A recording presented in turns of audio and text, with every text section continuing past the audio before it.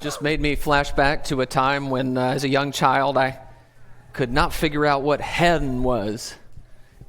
You know, we're forgiven and we go to heaven if we sing that song the right way. I appreciate so much Marshall leading us in those songs. It was a funny moment for me thinking back to that. Psalm 139 is where we're going to be if you want to open your Bible to that place. Psalm 139, we'll spend all our time in this part of the text. Good to see all of us here this morning. We have a great crowd. We have a number of visitors. We're glad that you're here. We appreciate the effort that you have made to be here, to find God's people, to worship with us. Those who are visiting from out of town, we're thankful that you're here.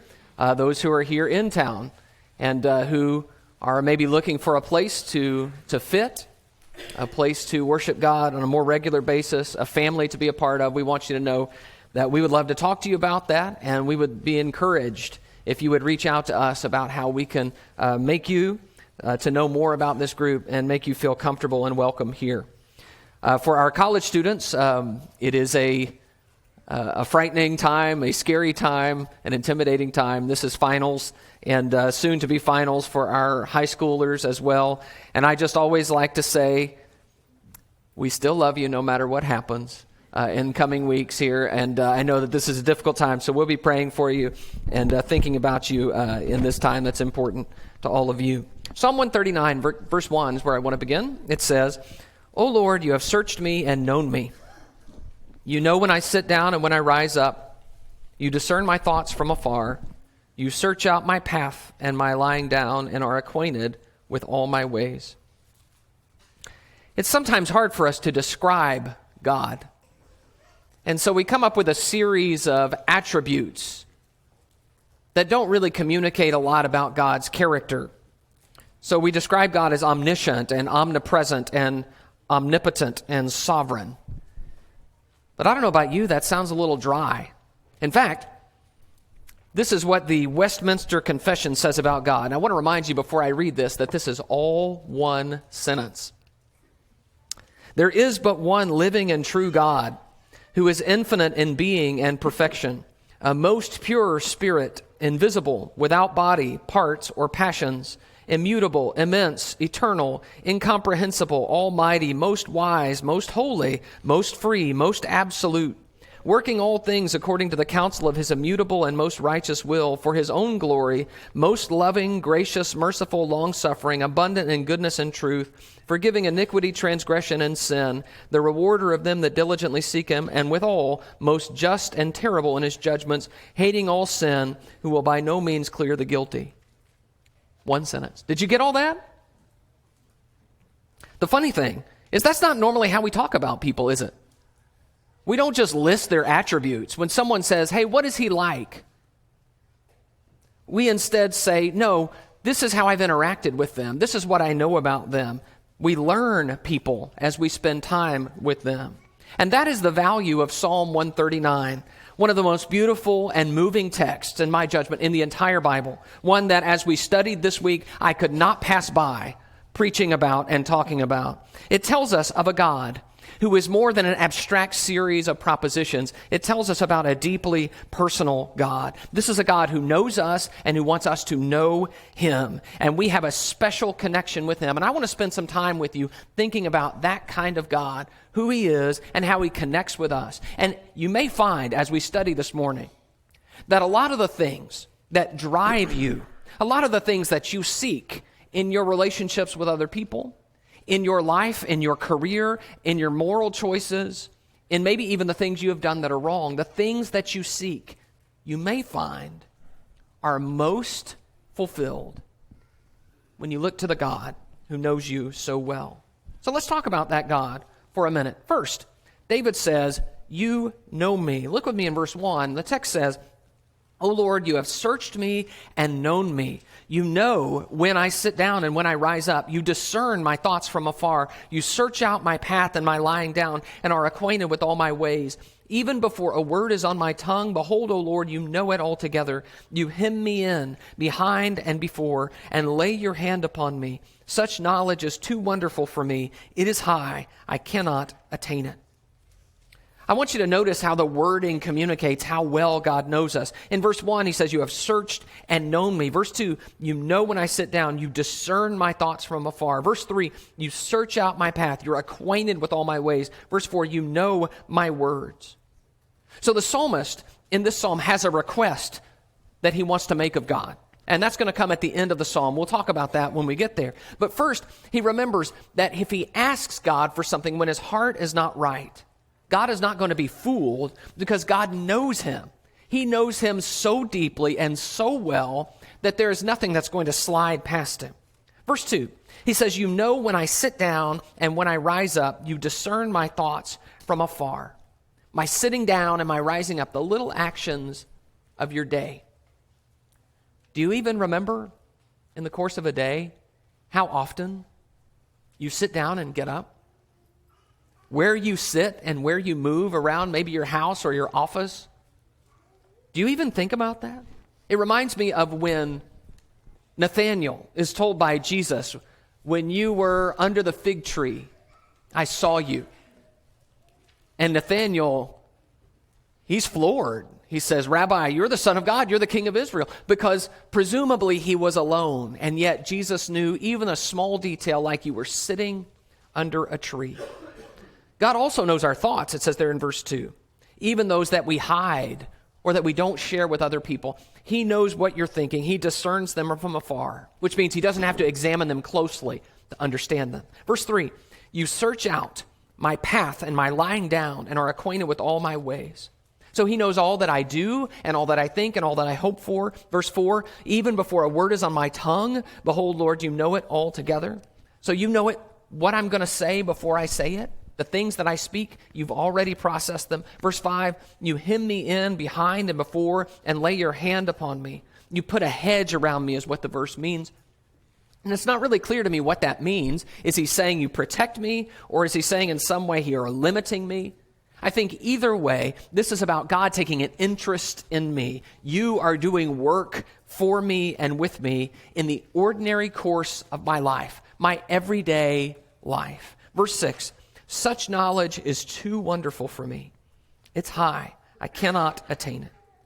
Being known like this, he says, it just boggles my mind. Jesus says in the text that Brandon read for us this morning, are not 2 sparrows sold for a penny? And not one of them will fall to the ground apart from your Father, but even the hairs of your head are all numbered. Fear not, therefore, you are of more value than many sparrows. Do you ever have someone, maybe it's your parent or a close friend, say something that indicates that they know you better than you know yourself? Like maybe they'll say, I know what he's going to say when you say that. And they guess your reaction, and then you realize they're right. It's kind of a funny feeling, but it's also kind of a comforting feeling. The feeling that someone knows you so well that they can predict your behavior. This is a God who knows your inner life. He knows your minor decisions. He knows your words and your ways. He knows the number of hairs on your head. We all long to be known. We want to be understood. And here is a God who says, yes, I know you. So where people might not really get us, do you ever have the feeling like they just don't understand me? Or whenever you have the inability to explain yourself in a situation, or whenever you feel like someone can't vouch for you, here is a God who fully knows, fully understands, and justifies. Now that means that we never surprise God, that we come up with some new idea that never occurred to God. It means that nothing we do is outside the realm of the God who knows us. Please notice how deeply personal that knowledge is. And it is true of God with each one of us. Second, he says, you are with me. Verse 7, where shall I go from your spirit? Or where shall I flee from your presence? If I ascend to heaven, you are there. If I make my bed in Sheol, you are there. If I take the wings of the morning and dwell in the uttermost parts of the sea, even there your hand shall lead me and your right hand shall hold me. If I say, surely the darkness shall cover me and the light about me be night, even the darkness is not dark to you. The night is bright as the day, for darkness is as light with you. So now David considers that wherever he goes, God is with him. There is nowhere he can flee from his presence. This is not a God that you leave behind. He doesn't get left behind. And that's important because David did a lot of moving.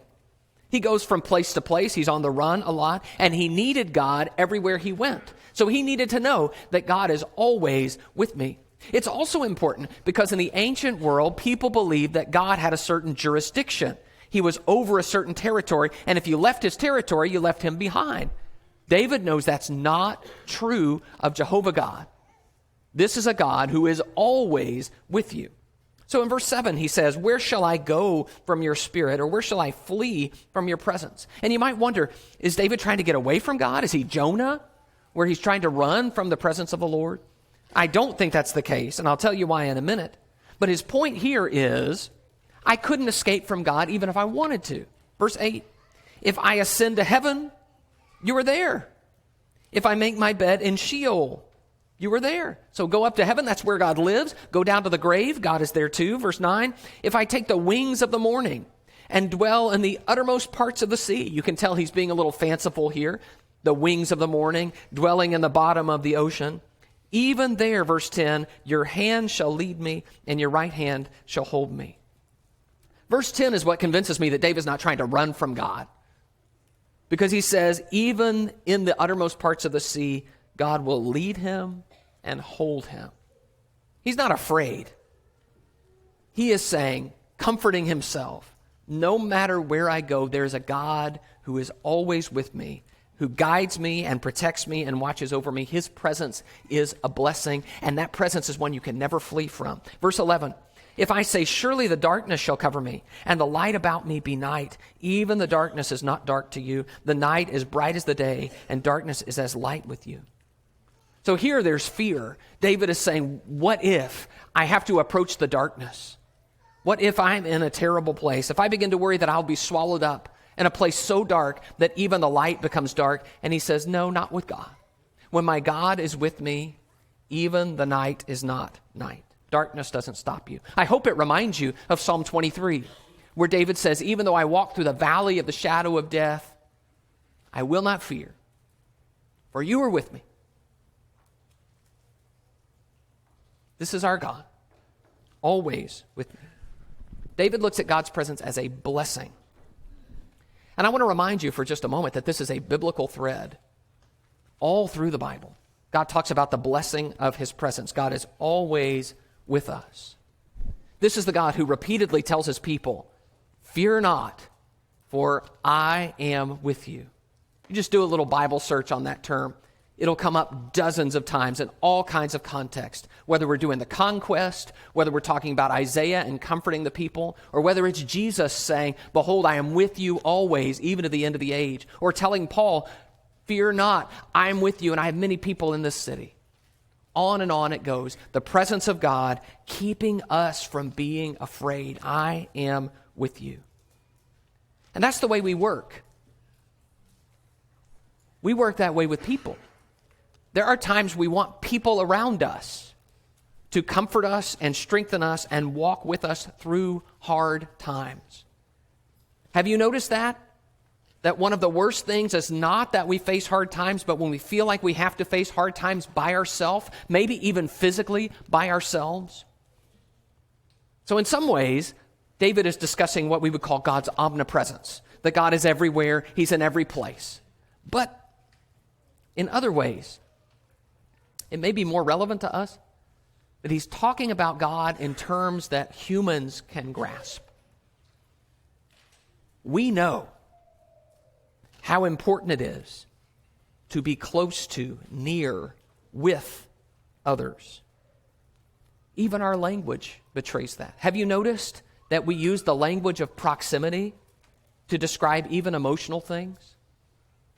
If I were to say, is there anyone that you're close to? You would know I'm not talking about physical presence, but we're talking about emotional distance. Are you close to someone? Sometimes we'll say we're growing apart, or we feel distant, and we're using the same language that says, I wish you were physically near me, to say even emotionally we are together. So what God is doing is revealing himself to us by saying, if you need to think of me as physically close to you, as present with you, then think of me that way, because I am not far from each one of you. And so God over and over again says, I am with you. I am a God close at hand and not far away. Or the Word became flesh and dwelt among us, and we beheld his glory. And so we need to know that this is a God who is not just everywhere, but he is with us. And we need to think of him in that deeply personal way. Third, David says, you made me. Verse 13, for you formed my inward parts. You knitted me together in my mother's womb. I praise you, for I am fearfully and wonderfully made. Wonderful are your works. My soul knows it very well.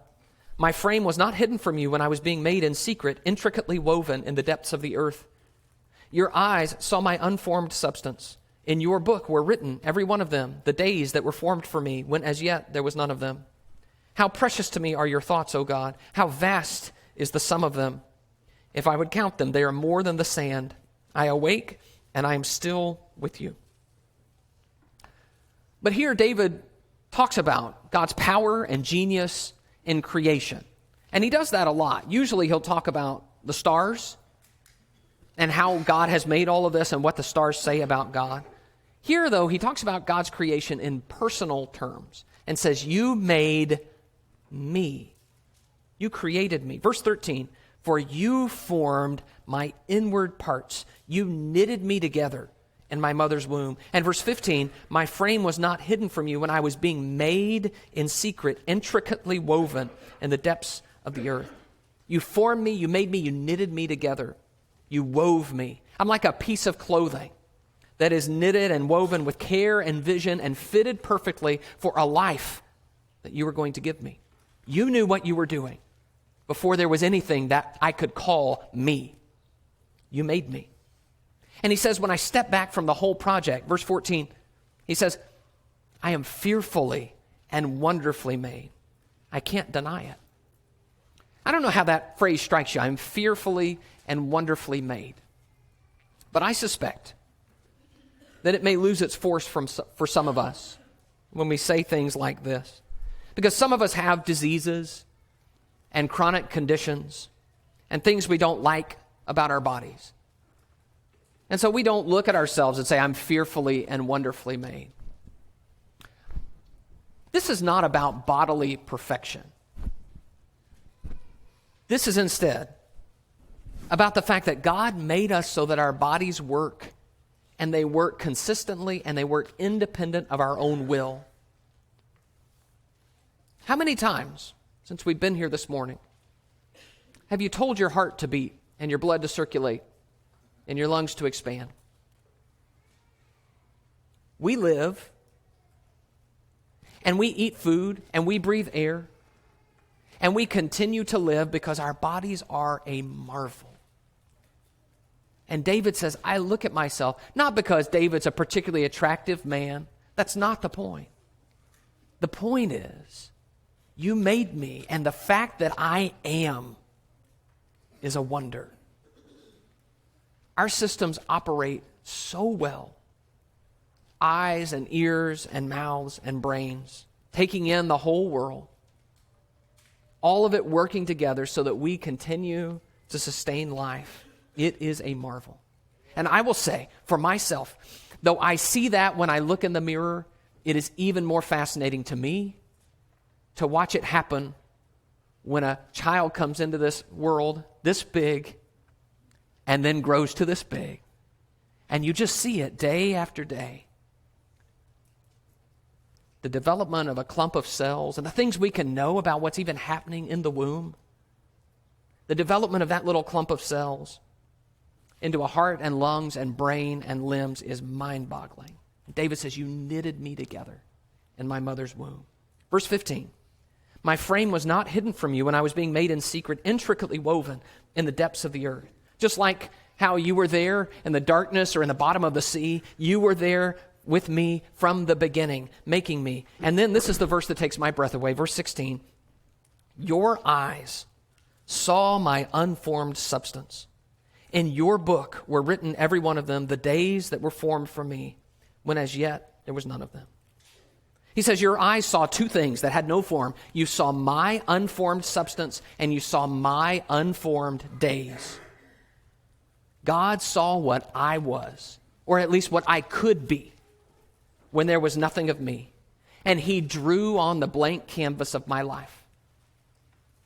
And that's why I'm here today. I am here because my days and my substance were unformed until the artist took up the clay and made them.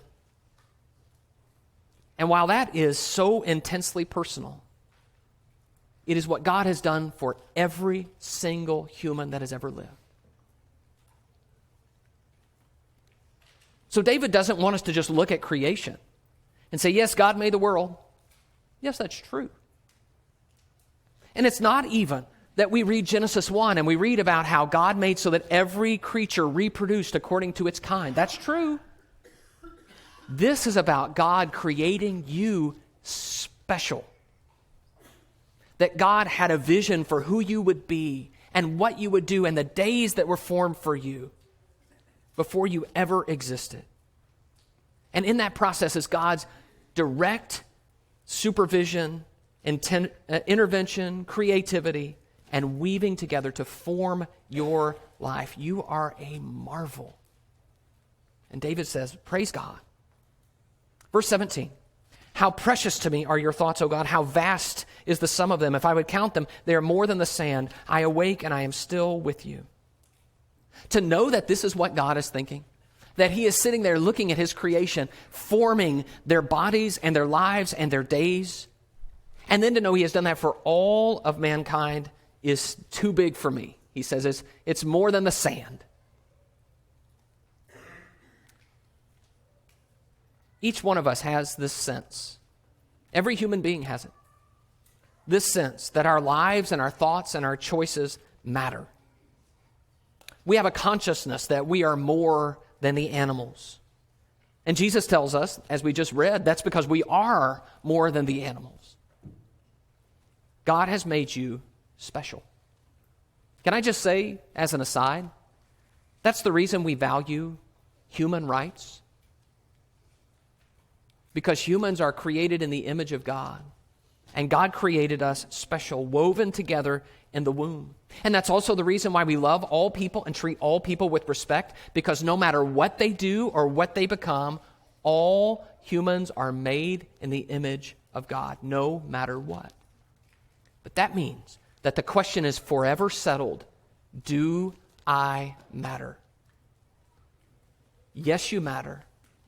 God made you.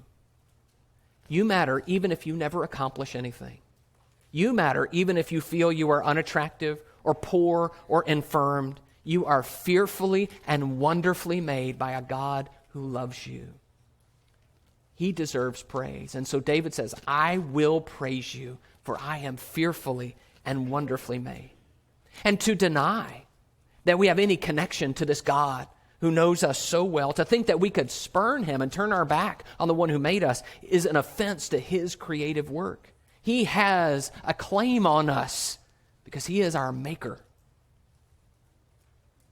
And fourth, David says, you are my judge. Verse 19, oh, that you would slay the wicked, O God. O men of blood, depart from me.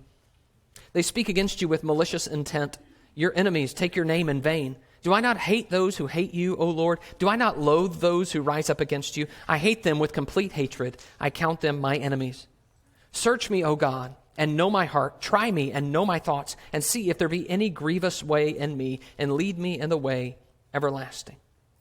So here is David's request in verse 19, that you would slay the wicked, defeat your enemies, help your cause, help your people win. He says, you know me. And you know my heart, and you know my life. You have sought me and tried me. You have looked inside me. You know me. You know who I'm trying to be and what I love. And you also know them. In verse 20, he says, they speak against you with malicious intent. They take your name in vain. They hate you, verse 21. And the reason he says, I hate them, verse 21, is because they hate you. And I count them my enemies, verse 22, because They count you their enemy. And so he says in verse 23, search me, O God, and know my heart. Try me and know my thoughts. That takes us back to verse 1, by the way. You have searched me and known me. And see, verse 24, if there be any grievous way in me, and lead me in the way everlasting. So he says, test me, judge me, look at my heart, see if there is anything inappropriate or evil or grievous, and lead me in the right way. I find these words powerful because David is calling on God to judge. God, you're supposed to be in charge of the world. Things are going on in the world that demand your attention, and you're not doing anything. He acknowledges all these other things that we've talked about that God has done and that God does know, and places where God is. And then he says, God, what about this? Rise up and judge. Slay the wicked. Defeat your enemies. But he also acknowledges that he is not exempt from God's judgment. You're my judge too. And so I cannot just call down God's wrath on others and think that God will not know when I do evil in the same way. And so David asks for that judgment on himself. Verse 23, try me and know my thoughts. Search me and know my heart. Brothers and sisters, that is a prayer that can be frightening to pray. God, look inside me. Check me out. Judge me too. And yet David knows that there's no fooling God. I'm not going to call God down to judge other people and think that God will ignore my own sin. There is a judge who will get all the facts straight. A judge who knows the thoughts and intents of the heart of man. He is perfectly unbiased, and he will be that way about me too. I hope you see in the list that we've made that we do have some attributes of God. If you wanted to talk about this story, this psalm dryly, you would say, we have talked today about God's omniscience and his omnipresence and his omnipotence and his justice, his role as creator and his sovereignty. And we have. But David doesn't talk about him that way. David talks about a God who interacts with him and who knows him, who is a deeply personal God. And so I want you to think about that God and his relationship with you. This is a God who knows you. This is a God who is near. This is a God who made you. And this is a God who will judge you. He has shared his heart with you. He has revealed himself to us. He has offered himself, his Son, to bridge the gap between us because of the things he knows are in our hearts and on our hands. He wants you to fulfill the purpose that he created you for. So what does he think about your life? What does he see when he looks in your heart? What does his knowledge of you reveal? And the question is, do you need to make a change to please that God?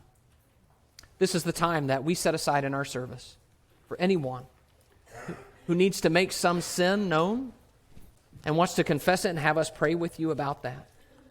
Or who is ready to give their life over to the Lord. Say, I want to be a child of God and to seize on the great opportunity that Jesus provided for us when he offered himself for our sins.